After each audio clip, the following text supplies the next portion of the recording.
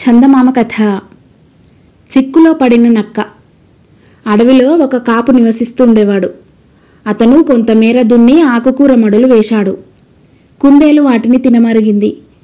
ప్రతి రాత్రి ఎవరో వచ్చి తన ఆకుకూరలు తినిపోతుండడం గమనించి కాపు ఒకనాడు ఉచ్చు పన్నాడు. ఆ ఉచ్చును గమనించక కుందేలు ఆ రాత్రి అందులో చిక్కుకున్నది. దాన్నుంచి తప్పించుకునే ఉపాయం కనిపించలేదు కుందేలుకు. తెల్లవారుజామున కాపు వచ్చాడు.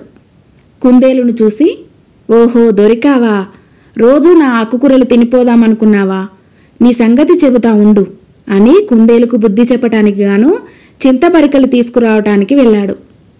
తప్పించుకునే ఉపాయం లేదు, ఇవాళ నాకు మూడింది, పొద్దున్నే లేచి ఎవరి ముఖం చూశానో అనుకుని కుందేలు కదలక మెదలక కూర్చున్నది. సరిగ్గా ఆ సమయానికే నక్క అటుగా వచ్చి కుందేలును చూసి, ఓహో కుందేలా, ఇక్కడ కూర్చున్నావేం, నీ మెడకు ఆ ఉచ్చేమిటి అని అడిగింది. కుందేలు పొట్ట చేత పట్టుకొని నవ్వుతున్నట్టు అభినయిస్తూ, భలే గమ్మత్తు, పిల్లలకి సుస్థిగా ఉండటం వల్ల సాతాని వైద్యుణ్ణి అడిగి 4 కస్తూరి మాత్రలు తీసుకొద్దామని వెళ్తుంటే ఆవు అత్త ఎదురై, మా అమ్మాయి పెళ్లి చేస్తున్నాం, నువ్వు రాక తప్పదు అన్నది. నేను తొందర పని మీద వెళ్తున్నాను గాని ఈసారికి నన్ను వదిలేయమన్నా. కాదు కూడదు, పెళ్లికి వస్తే తప్ప ఊరుకునేది లేదని నన్ను ఆవు అత్త నిర్బంధం పెట్టింది. సరే, నా పని పూర్తి చేసుకొని వస్తానని చెప్పా. కానీ ఆవు అత్త నన్ను నమ్మక ఇక్కడ కట్టేసి పెట్టి నన్ను తీసుకురావటానికి ఎవరినన్నా పంపిస్తానని వెళ్ళింది. అది సంగతి.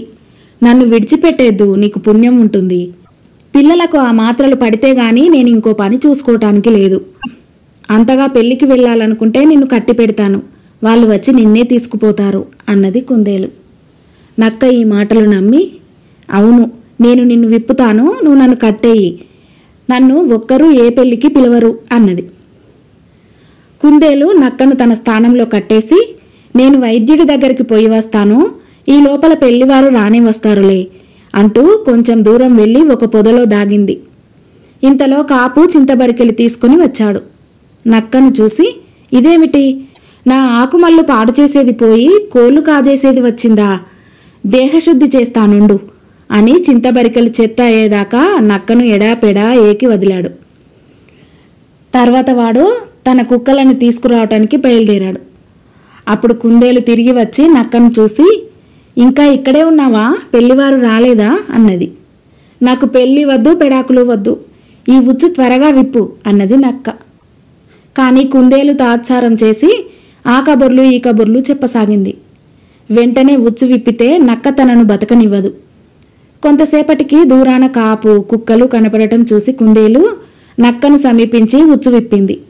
కుక్కలు అరుస్తూ సమీపిస్తున్నాయి. నక్క బలం కొద్దీ పరిగెత్తి పారిపోయింది. కుందేలు కూడా ఇంకో దిక్కుగా పరిగెత్తింది. కథ సమాప్తం.